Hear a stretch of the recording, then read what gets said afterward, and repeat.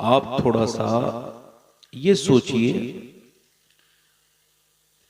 कि अगर हम आज इस सर्दी के मौसम में भी दिल से हुजूर का जिक्र करेंगे और अल्लाह को अगर ये पसंद आ गया तो हमारी बख्शिश का सामान बन जाएगा। अल्लाह का अगर आप पे करम है तो बोलो सुभान अल्लाह। तो खैरियत से हैं।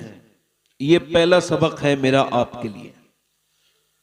जब कोई आपसे पूछे कि क्या हाल है तो अपना हाल हरगिज किसी को ना बताएं, क्योंकि फी जमाने में, इस जमाने में फी जमाना लोग एक दूसरे का हाल नहीं पूछते बल्कि मजाक उड़ाने के लिए कोई सूरत निकालना चाहते हैं। क्या हाल है, खैरियत से, रो के सुनते हैं, हंस के उड़ाते हैं, मजाक उड़ाते हैं। मौला अली फरमाते हैं जब तक तूने अपनी परेशानी किसी को नहीं बताई है तब तक तेरी इज्जत तेरे हाथ में है, और जब तूने अपनी परेशानी किसी को बता दी तो अब तेरी इज्जत बर्बादी के दहाने तक पहुंच गई। इधर रोए उधर रोए, रोने वाला हमेशा रोता ही रहता है। गौसुल आजम फरमाते हैं सबके सामने रोगे तो बर्बाद हो जाओगे, सबको हाल बताओगे तो बेहाल हो जाओगे। हाल उसे बताओ जो हाल बदल सकता है। बोलो तो सही, जरा बोलो तो सही। वो कौन है? वो कौन है बोलो? वो हमारा रब है। इधर उधर शिकायत ना करो। सर्दी बड़ी हो रही है, गर्मी बड़ी हो रही है। मौलाना रूम कहते हैं नाशुक्रा शुरू होता है गर्मी से। पहले ये कहता है गर्मी बड़ी हो रही है, गर्मी बड़ी हो रही है, गर्मी बड़ी हो रही है, और उसके बाद फिर ये आ जाता है सर्दी में, फिर कहता है सर्दी बड़ी हो रही है, सर्दी बड़ी हो रही है। हालांकि इससे कहने से एक भी हिस्सा, एक भी दर्जा सर्दी कम नहीं होगी, ना गर्मी कम होगी, मगर इसका नाम उन लोगों में लिख जाएगा जो अल्लाह के कामों पर एतराज करते हैं। अब अपने गिरेबानों में मैं भी झांकूं और आप भी झांकें कि कितने मजे लिए हमने ये कह के सर्दी बड़ी हो रही है, गर्मी बड़ी हो रही है, बड़ी सर्दी हो रही है और बड़ी गर्मी हो रही है। ये फिर सर्दी की शुरू हो जाता है और सर्दी के बाद भी इसको सुकून नहीं। बरसात में ये कहता है बरसात बड़ी हो रही है। गौसुल आजम फरमाते हैं एक अल्लाह का वली था, वो एक आइलैंड पे रहता था। आइलैंड समझते हैं? एक बीच में जगह हो समंदर के, उसमें जिंदगी की उम्मीद होती है मगर आने जाने का कोई रास्ता नहीं होता, और वहां रहता भी कोई नहीं है। तो वो रहता था। गौसबाग फरमाते हैं इतना बड़ा वली था कि वो आंख उठा के अर्श देख लिया करता था। मगर एक दिन ऐसा हुआ कि बारिश हो रही थी आइलैंड पर, उस टापू पर बारिश हो रही थी। तो उसने कहा या अल्लाह यहां तो बारिश की कोई जरूरत नहीं, कोई न खेती है न कोई इंसान है, यहां बारिश की क्या जरूरत है। अल्लाह अकबर। अल्लाह ने उसको, उसकी विलायत को छीन लिया और उस मकबूल को मरदूद बना दिया। ये कोई मैं मजाक नहीं कर रहा हूं आपसे। रोजाना बोल चाल में जो चीजें आपको दुरुस्त करनी है वो बता रहा हूं।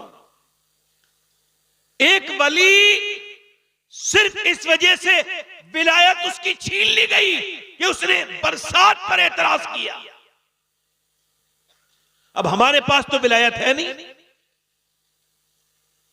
खुदा ना करे कि अल्लाह नाराज हो जाए, अपने कर्म से वो हमें माफ करे।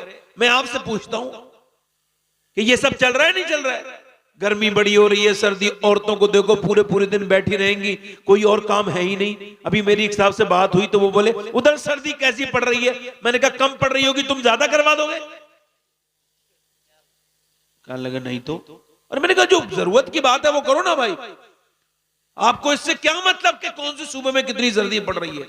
आप तो ये देखो कि सुबह से शाम तक आपने अल्लाह को कितना याद किया है। तभी तो गौसुल आजम फरमाते हैं अल्लाह की शिकायत करनी है तो उससे करो जो अल्लाह से ज्यादा मेहरबान मिले।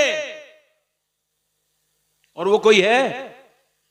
जल्दी बोलो, वो कोई है? बताओ है कोई? तो फिर क्यों उसकी शिकायतें करते फिरते हो? राबिया बसरी ने देखा, अच्छा राबिया बसरी, काला रंग, बांझ औरत, बताओ कोई खूबी है उसके अंदर?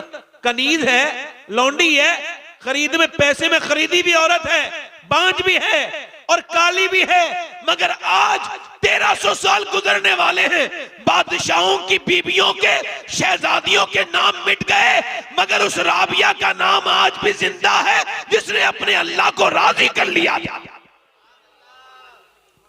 बोलो तो सही जरा यार, बोलो तो सही, उसका नाम आज तक।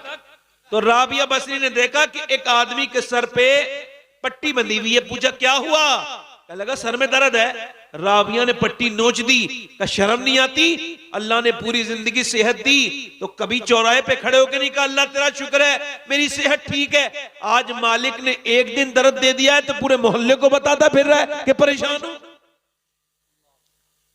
तो परेशानी उसको बताओ जो परेशानी हल कर सकता है। आप समझ में आ रही है, आपके नहीं आ रही, आपके समझ में आ रही नहीं आ रही? इधर देखो, एक बादशाह था, मौलाना रूम ने लिखा है, आपके समझ में आ रही मेरी बातें? नहीं।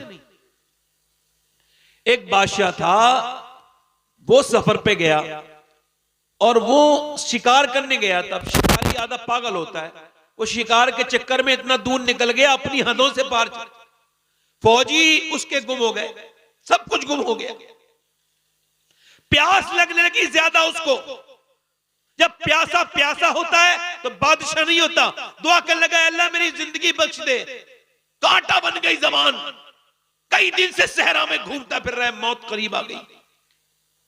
उसने देखा अचानक एक जगह उम्मीद की किरण नजर आई, सामने एक झोपड़ी में चिराग जल रहा है। जाके पहुंच गया झोपड़ी में, बड़ा प्यासा हूं पानी पिलाओ। उस बाबा ने कहा पीले पानी। सामने, ध्यान से सुनना, सामने रखा था, इसने उठाया और जाके पानी पी लिया। 4-5 गिलास पानी पी के ये सैर हो गया।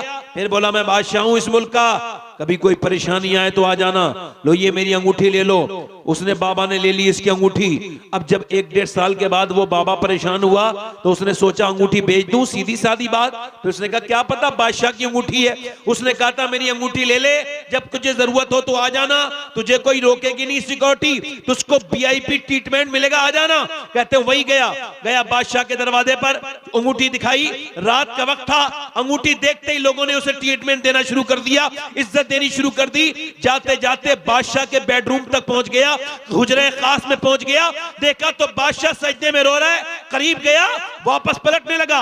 बादशाह ने सलाम फेरा, अपने फौजियों से पूछा कौन है? कहा एक आदमी आया था, पकड़ के लाओ। पकड़ के लाए, उसके हाथ में अंगूठी थी, कांप रहा था। कहा हुजूर मैं वही हूं जिसने आपकी जान बचाई थी। उसने अंगूठी देखी, मैंने पहचान तो लिया तुझे, मगर ये बता तू आया था फिर गया क्यों? जब यहां तक आया था तो मुझसे बात क्यों नहीं की? कहने लगे मैं परेशानी में आ गया था, कोई तकलीफ में था, मैंने सोचा अपनी परेशानी बादशाह को बताऊं, तो मैंने देखा कि बादशाह भी किसी के सामने रो रहा है, तो मैंने सोचा उसके सामने क्यों ना रो जिसके सामने बादशाह भी रोता है।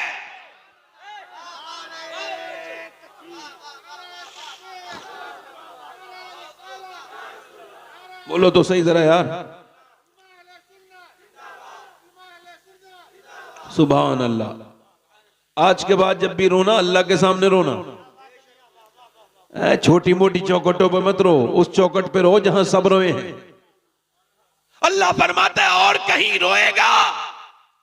आंसू कमजोर कर बना देते हैं, जिसके सामने रोएगा नजर नहीं उठा पाएगा। सुन, अगर दुनिया के सामने रोएगा तो नजर नहीं उठा पाएगा। अल्लाह कहता है मेरे सामने रो, दुनिया नजर उठने नहीं देगी, मैं तेरी नजर झुकने नहीं दूंगा। माशाअल्लाह। ये